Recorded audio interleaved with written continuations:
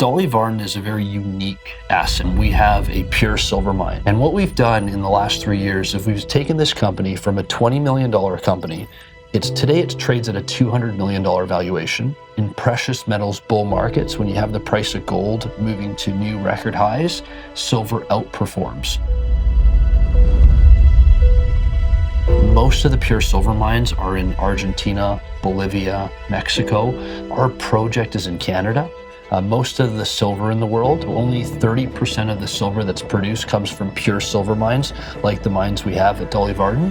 Having a large, high-grade silver project in a safe jurisdiction really is the differentiator of Dolly Varden. The Golden Triangle has this storied 100-year history where you can go back to the late 1890s where gold and silver were first discovered here. So we're at the southern end of the Golden Triangle, a very unexplored part of the triangle. It is actually the richest 20 kilometers on the planet for gold, silver, and copper mineralization. Prospectors came up into the area around 1909 and worked up the valley and discovered the initial Dolly Varden vein. It was actually US President Herbert Hoover who opened the original Dolly Varden silver mine in 1919. And at the time, it was the richest silver mine in the British Empire. Fast forward to the 1950s, it was Canada's third largest silver mine. 20 million ounces of silver were produced. Essentially, the project stayed dormant. What struck me was up until 1989, only 5 million ounces of gold had been discovered here. In the last 3 decades, we've added 150 million ounces of gold. This is really the reawakening of past treasures. We have a tremendous amount of historical data that we can go in and evaluate and look for more opportunities. We've been generating a tremendous amount of technical data.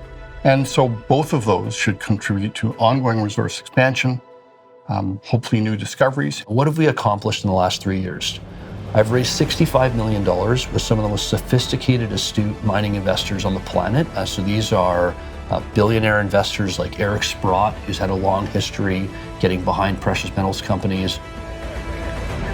We've got 50% of the company is held by institutional investors. We've got America's largest silver producer, Hecla Mining, is one of our top shareholders. What gives us an opportunity to be successful is having these supportive shareholders who are continuing to fund, and not only funding, but also bringing their technical expertise to the opportunity. We've got a strong board of directors. We've got an aggressive investor relations and marketing team. We've made accretive acquisitions, bringing in more silver and gold mineralization. And lastly, the team of brilliant scientists that I work with have made discoveries. We have a very experienced crew of geological professionals who have done a lot of hard work to assess and evaluate the data we've got. It's a well-rounded team. What sets Dolly apart is the people. You have a large amount of different skills, people with different backgrounds, all coming together. Rob Van Egmond has a lot of experience both internationally and in Canada. He's been on this project for, I think, 7 or 8 years now. So he has the depth of knowledge. I worked in the Golden Triangle back in the 80s as a student, geological student. I was out running around with Cominco looking for gold and silver. When that sort of second wave of discoveries, SK Creek, the Snip mine with Cominco, all those mines were being discovered. I was in there recently. I've been there since 2017. So that's when I started with Dolly Varden. And that's really when things started to kick up in terms of exploration in the valley. And the whole technical team, we have young geologists, fresh eyes on the project. Amanda Bennett, who is our exploration manager, she has an incredible ability to evaluate and maybe take a chance. And one of those was the hole she drilled in 2021 at the DOLLF. We were doing some exploration drilling around the property, not much headway, and then we took the historical work from the 1960s, 1970s and plotted it up, figured out everything in 3D and took a shot. We intersected the vein, and then from there we just designed our program from it. It's a 100-year-old mining camp, and we keep making new discoveries, we keep growing the deposits. And so, every year there's new surprises. Every drill hole that we do on an exploration project, there's great surprises. We have a very good crew. Everyone here asks to be here, and they want to be here. Then we have the older members of the team that are, experienced in these types of deposits. I've been involved with it a long time, and I would like to see it, the mine come to fruition. The second aspect of it is that we've got a very strong CEO. He cares about the people, he cares about who's working with him.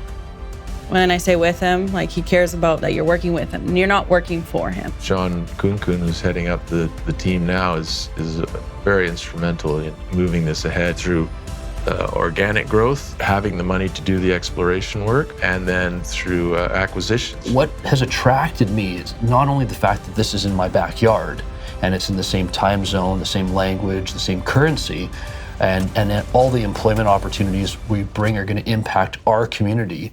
We're on Nisga'a traditional territory. In the field, we have pad builders, and we have some people doing tech on core and just camp work and field work.